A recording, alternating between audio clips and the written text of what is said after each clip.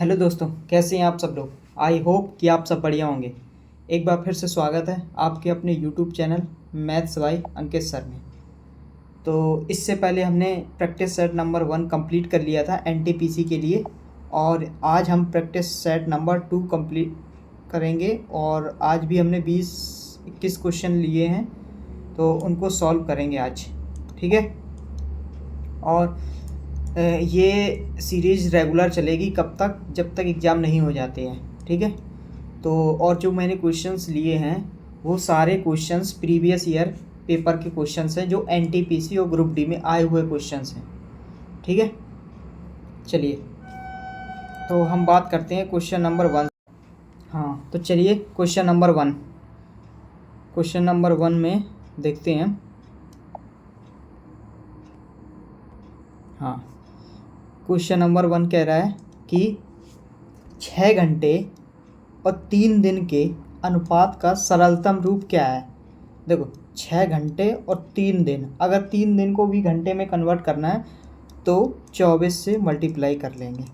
तो 6 एकम 6, 6 चौको 24, तो आंसर आ जाएगा 1/12। तो option 1 is correct. Question number 2। Question number 2 में कह रहा है कि 2 sin 30 plus 5 cos 60 plus 3 cos 80 का मान ज्ञात करना है। तो देखो, 2 sin 30 की वैल्यू 1/2 प्लस 5 cos 60 का मान भी 1/2 होता है प्लस 3, और sin 180 की वैल्यू होती है 0। ये 2 से 2 कैंसिल, 1 प्लस 5/2 वो 0 हो जाएगा। तो आ जाएगा 2 और 5 7/2, ये आएगा ऑप्शन 4। नेक्स्ट क्वेश्चन नंबर 3 में कह रहा है कि एक विद्यार्थी वृत्त आलेख में गणित, सांख्यिकी और अर्थशास्त्र परीक्षाओं में अपने अंकों को निरूपित करता है। गणित का केंद्रीय कोण यानी कि मैथ का केंद्रीय कोण 180 है। तो सांख्यिकी मतलब स्टैटिक्स और अर्थशास्त्र यानी कि इकोनॉमी, ठीक है, तो उनका भी तो 180 होगा, क्योंकि जो वृत्त होता है, वृत्त वो 360 डिग्री का होता है। तो आधा तो डिग्री इसमें चला गया, तो आधा इसमें बचा। और उन्होंने सांख्यिकी में 80 और अर्थशास्त्र में 70 अंक प्राप्त किए। ये बताओ, सांख्यिकी और अर्थशास्त्र कितने डिग्री है? 80। इसकी वैल्यू दी गई है 80 और 70 कितना होता है? 150। ठीक है। अब पूछा कि गणित के अंक ज्ञात कीजिए। ये बताओ, 80 डिग्री 180 की वैल्यू है 150, तो 180 की वैल्यू 150 ही तो होगी। सॉरी, 150, ये थर्ड। Next question number 4। यदि किसी घन का पृष्ठीय क्षेत्रफल ये है तो उसका आयतन निकालना है। देखो, पृष्ठीय क्षेत्रफल होता है 6a²। ए भुजा है की वैल्यू दी गई है 1014। तो a² बराबर आ जाएगा, 6 से काटो, 6 कम 6 4, 6 6 36 और 5 9 छक्का 54। ठीक है, तो a बराबर आ गया यहाँ से 13। तो आयतन होता है a³, तो यानी 13 का क्यूब। 13 का क्यूब पता है 2197। 2197 option number 4। Next question number 5। Varun और अनिल की आय का अनुपात दिया गया है। देखो, वरुण और अनिल की इनकम का रेशियो दिए गए 12:13, ठीक है। और उनके व्यय का अनुपात 10:13। ये है उनके किसका रेशियो है? ये इनकी इनकम का रेशियो, और ये इनकी व्यय मतलब एक्सपेंडिचर। वरुण और अनिल की आय ज्ञात कीजिए। यदि वे क्रमशः 2100 रुपये और 1300 रुपये बचाते हैं तो उनकी बचत कितनी है? 2100 रुपये और 1300 रुपये, ठीक है। तो क्रॉस मेथड लगा दो, क्रॉस प्रोडक्ट मेथड से। तो 13 को 12 से मल्टीप्लाई कराओ तो कितना आ जाएगा? 12 का 144 और 12 156, तो 156 आएगा डिफरेंट। 13 का हमने इससे कराया, 13 का 10 से 130, दोनों का अंतर कितना है 26। ठीक है, अब 10 का 13 से कराओगे तो 13,000 डिफरेंट। और यहाँ 13 का 21 से 2100 से कराओगे तो कितना आएगा, 13 एकम 13, यहाँ नीचे लिख दें 13 एकम 13, डबल जीरो पीछे, और 13 दूनी 26, 26 एक 27, 27,300। तो डिफरेंस आ जाएगा कितना, आ जाएगा 14,300, यानी 26 की वैल्यू आ जाएगी तुम्हारे पास 14,300। तो काटो, किससे कटेगा, 13 से 2 बार, 13 से ये काटो, 13 एकम 13, 13 एकम 13, डबल जीरो, 2 की वैल्यू ये, तो 1 की वैल्यू आ जाएगी तुम्हारे पास 5500। ठीक है, 5500 के 1100 है, तो सॉरी 5500 नहीं, ये आएगा 550। ठीक है, तो अब पूछ क्या रहा था सवाल में कि उनकी आय ज्ञात कीजिए, आय निकालना है। तो देखो आय इनकम है 12 और 13। ठीक है, तो 12 से गुणा कराओगे तो 12 पंचे 60, 12 पंचे 60, 12 की वैल्यू आ जाएगी 6600, 6600 इसमें ऑप्शन में है। ठीक है, चलिए अब देखो ये क्वेश्चन नंबर हो गया। नेक्स्ट देखो, हाँ इसका शॉर्टकट तरीका देखो मैं बता दे रहा हूँ कि ये सब अगर नहीं करना है तो ऑप्शन से कैसे करेंगे। ऑप्शन से ऐसे करेंगे, इस सवाल को समझना कि जब सवाल में ये कह रहा था कि उनकी आय ज्ञात कीजिए, तो हमारे पास ऑप्शन थे और रेशियो में 12 और 13 था, यानी कि 13 का मल्टीपल आंसर होगा, 13 से ये नहीं कटता ना। ठीक, और आपके पास ये 5550, क्या ये 12 से कटता, नहीं कटता, क्योंकि लास्ट 2 डिजिट 4 से कटने चाहिए, तभी तो 12 से कटेगा। तो ये भी ऑप्शन ख़त्म, ऑप्शन 3 ख़त्म। अब रह गया ये वाला, ये बाद में चेक करेंगे, ये वाला तो वैसे भी हट गया, देखो ये हट गया, अब बचा ये ऑप्शन और ये ऑप्शन। तो इन दोनों ऑप्शन में समझना कि 12 से कटेगा, क्या ये 50 12 से कटता है, ऑप्शन ये भी कट गया। 50 जो है वो 4 से नहीं कटता है, तो ये भी। तो ये मैक्सिमम 10 सेकेंड का आंसर था अगर आप करना चाहते तो पेपर के हिसाब से, लेकिन सॉल्यूशन क्रॉस प्रोडक्ट मेथड ये लगेगा। ये मेथड अगर अच्छा लगा हो तो आप वीडियो को लाइक ज़रूर करना। नेक्स्ट क्वेश्चन नंबर 6 में कह रहा है कि एक व्यक्ति 12,000 रुपये में एक वॉशिंग मशीन खरीदता है। वह पहले 2,000 रुपये का भुगतान करता है और शेष राशि 1 वर्ष के बाद, जिस पर उससे 10% प्रति वर्ष की दर से साधारण ब्याज लिया जाता है, वॉशिंग मशीन के लिए उसने कुल कितनी राशि चुकाई, ये बताओ।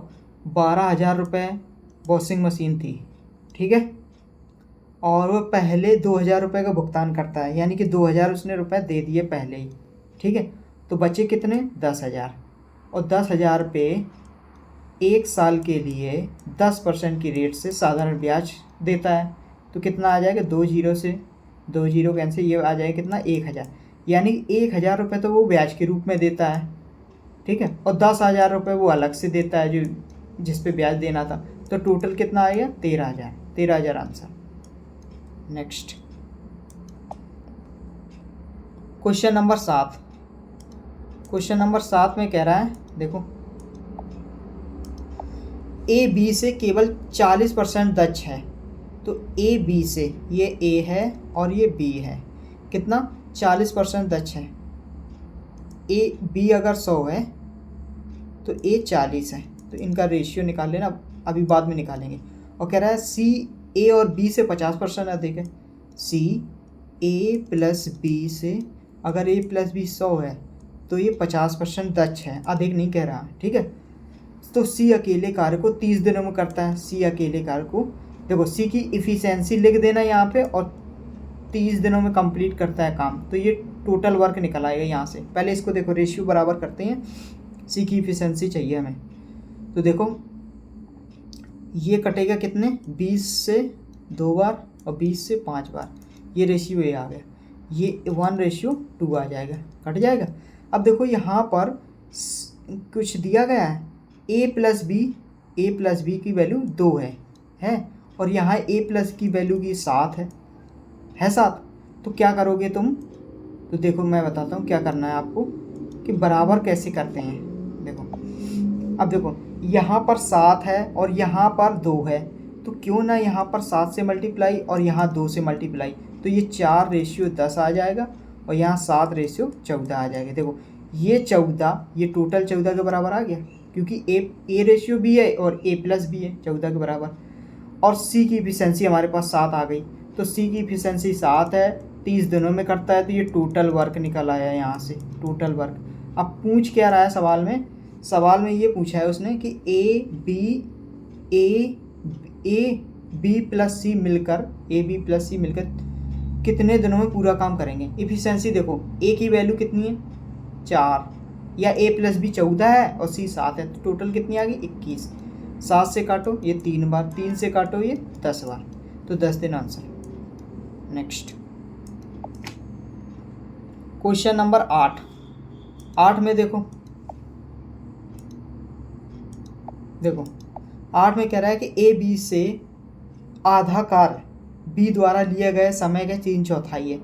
अगर टाइम की बात करें, हम टाइम की बात करें और ए और बी में, तो टाइम देखो 3/4 समय लेता है ए, अगर बी 4 लेता है तो उसका 3/4 करोगे 3, तो ये आधे में कर रहा है समय। तो हम इसकी बात करें तो ए पूरा 6 यूनिट में काम करेगा, 6 में, क्योंकि आधा काम इतना कर रहा है इतने समय में, तो पूरा काम इतने में करेगा।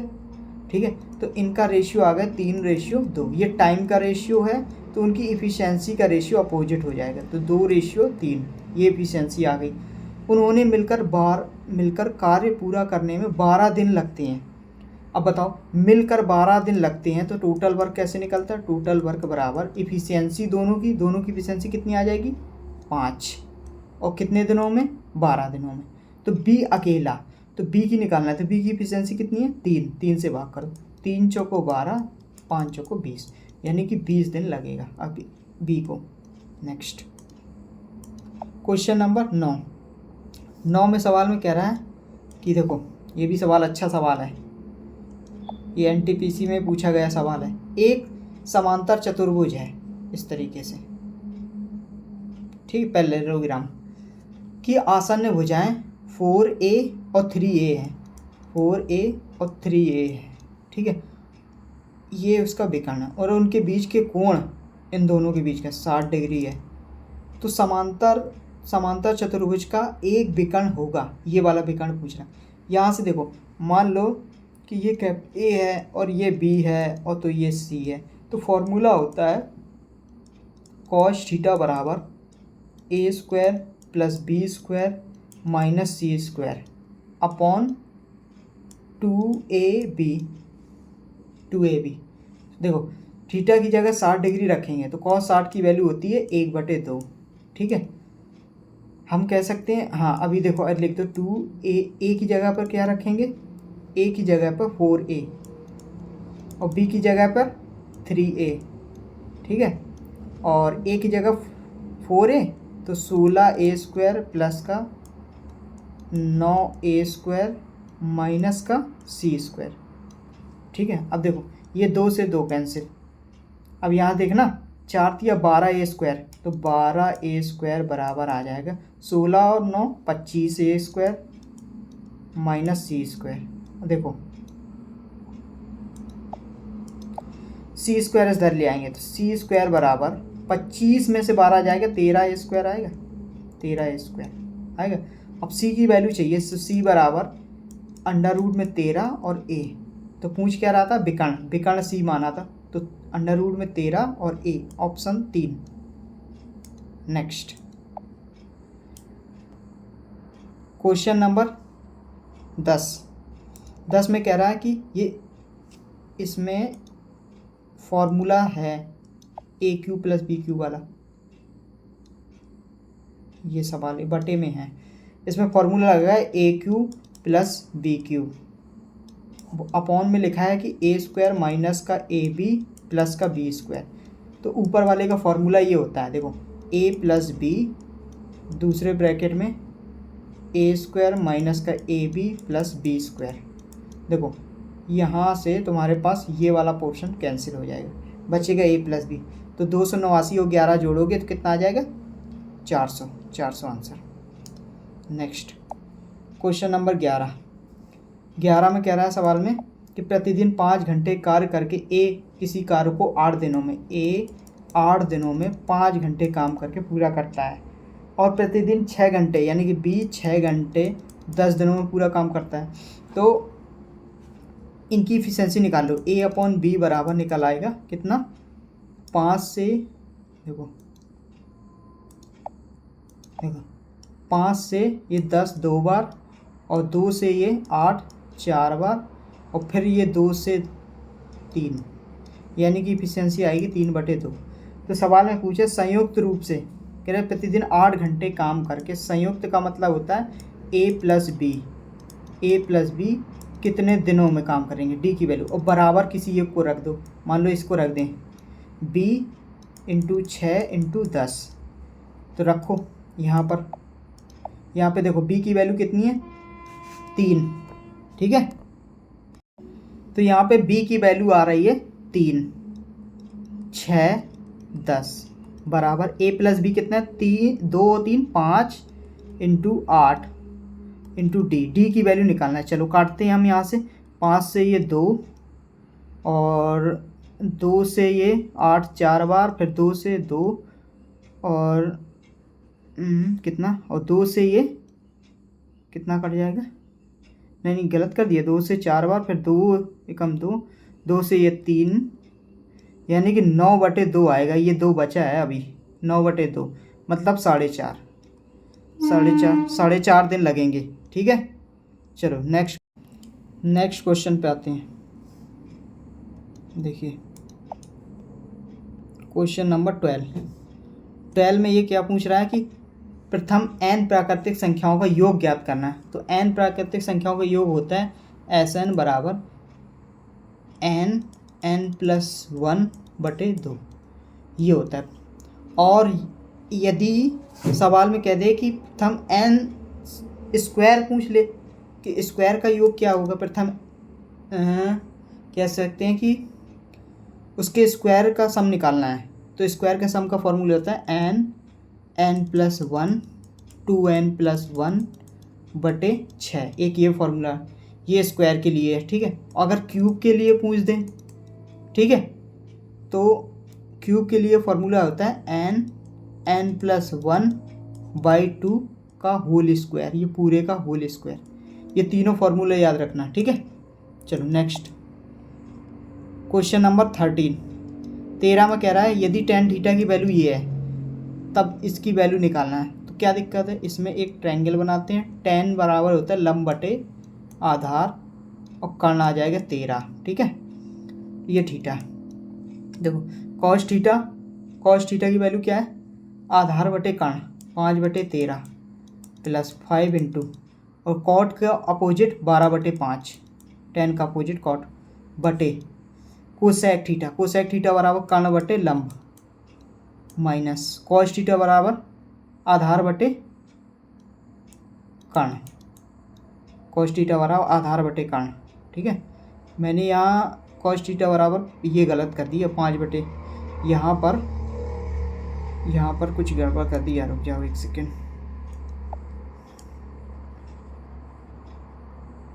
इसमें 12/13 होगा, ठीक है। देखो क्यों, क्योंकि cos थीटा बराबर होता है आधार बटे कर्ण यानी कि 12/, ये बस इसको सॉल्व करना है और आंसर आ जाएगा आपका। चलो सॉल्व करते हैं इसको।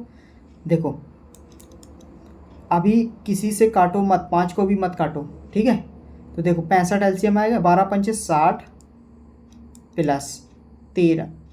अगर काटते हैं तो आसान हो जाएगा क्या, चलो काट देते हैं, ये 5 से 5 कैंसिल, ठीक है।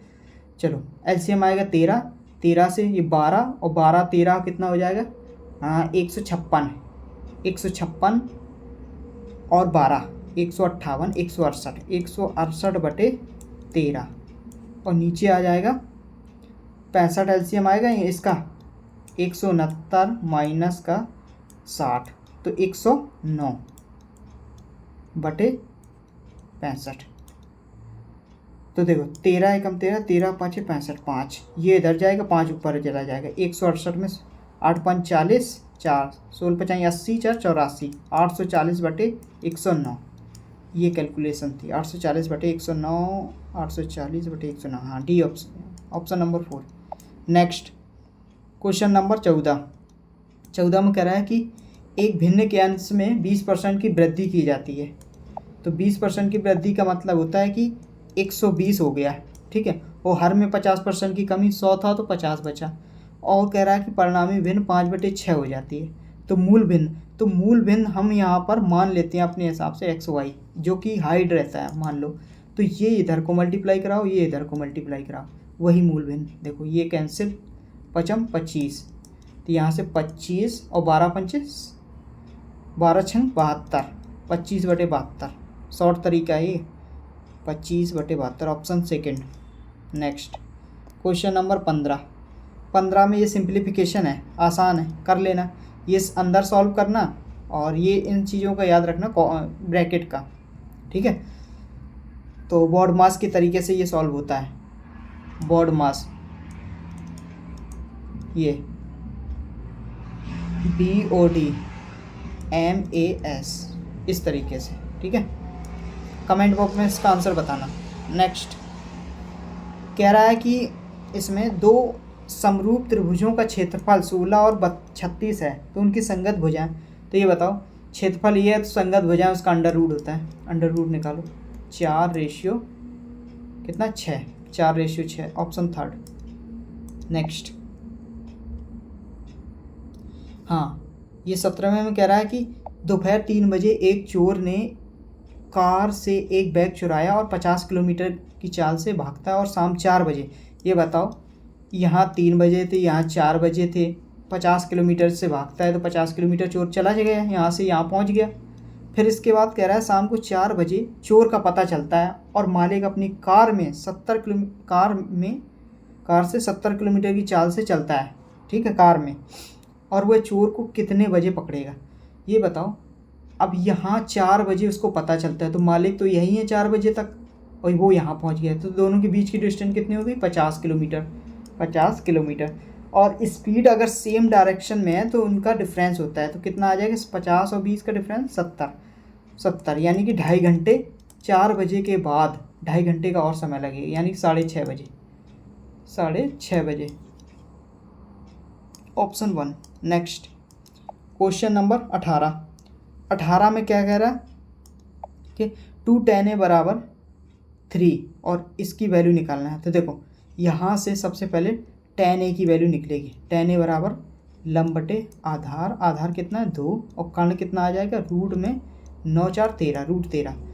अब निकालना है, साइन की वैल्यू रख देना, ये कर लेना, वैल्यू पुट करना है और कुछ नहीं करना है। साइन बराबर लंब बटे कर्ण होता है, कॉस बराबर आधार बटे कर्ण होता है, बटे में इस तरीके से वही लिखा है। सॉल्व करके आंसर बताना कमेंट बॉक्स में। नेक्स्ट क्वेश्चन नंबर 19 कह रहा है AEFG और AHIJ समरूप त्रिभुज है, समरूप, ठीक है। E बराबर ये A नहीं है, ये एंगल है, ठीक है, कोण है, एंगल इतना और एंगल इतना।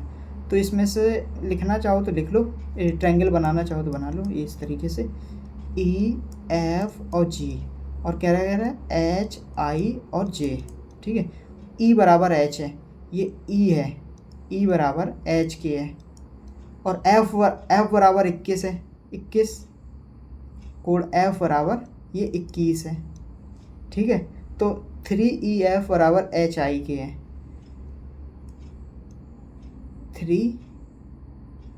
21 क्या दिया गया, 21 कोई भुजा होगी, और IJ का मान पूछा है, IJ यानी कि F और G की भुजा होगी ये 21 ऐसा कुछ होगा, और IJ की वैल्यू निकालना है। और सवाल में दिया गया EF बटे HI का रेशियो आ जाएगा 1:3। EF कहाँ है, ये 1 है, और HI 3 है, ठीक। और F और G की वैल्यू 21 है, ये 21 है, सॉरी 9 है F और G की वैल्यू। तो यहाँ पर F 21 दिया गया है, इसका मतलब क्या है, डाटा में कुछ गड़बड़ लग रहा है। चलो नेक्स्ट देखते हैं इसके बाद, चलो इसको फिर देख लेंगे नेक्स्ट सेट में। चलो क्वेश्चन नंबर 20 में देखो क्या कह रहा है सवाल नंबर कि यदि 45 डिग्री और 65 डिग्री के त्रिभुज के कोण हैं तो तीसरा कोण, ये बता 45 और 65 कितना होता है 110, तो अगला कोण कितना हो जाएगा 70 डिग्री। तो बाह्य कोण पूछ रहा है, ये बताओ 70 तो ये तीसरा कोण है, बाह्य कोण होता है कि इसी तीसरे कोण के ये दोनों का सम बराबर 110। इस तरीके से ये त्रिभुज है, ये बाह्य कोण निकाल रहा है और ये दिया गया है 45, ये 65 और ये 70 है, इन दोनों का सम बाह्य कोण होता है। Next question number 21 last question से क्वेश्चन है ये, देखो 2000 और 2001 के दौरान प्रकाशन कंपनी की 6 शाखाएं ये दिया गया है, से पुस्तकों की बिक्री को 1000 में दर्शाया जाता है। ठीक है, आगे देखो, हाँ यहाँ से देखो,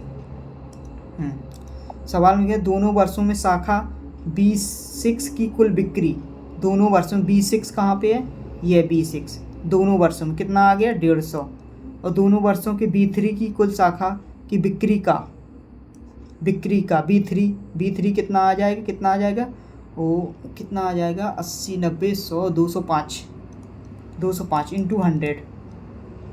अब इसको सॉल्व करना है आपको, देखो कैसे करेंगे, 5 से काटा 30 बार और 5 से ये काटा 2 से 5 भी 5 से 41, 3000/41, 3000/41, ठीक है। 7 बार में देखो 7 7 चौक 28, 289, यानी 7 बार में गया 289, 13 और 1 0, 41 दूनी 41 तिया 3, 41 तिया 73 पॉइंट समथिंग आ रहा है, ऑप्शन में है 73 पॉइंट समथिंग, हाँ है ऑप्शन नंबर सेकंड ये। ठीक है, चलो हमने आज कंप्लीट कर लिए ये 21 क्वेश्चंस। अब हम नेक्स्ट वीडियो में देखेंगे आगे के प्रैक्टिस सेट नंबर 3।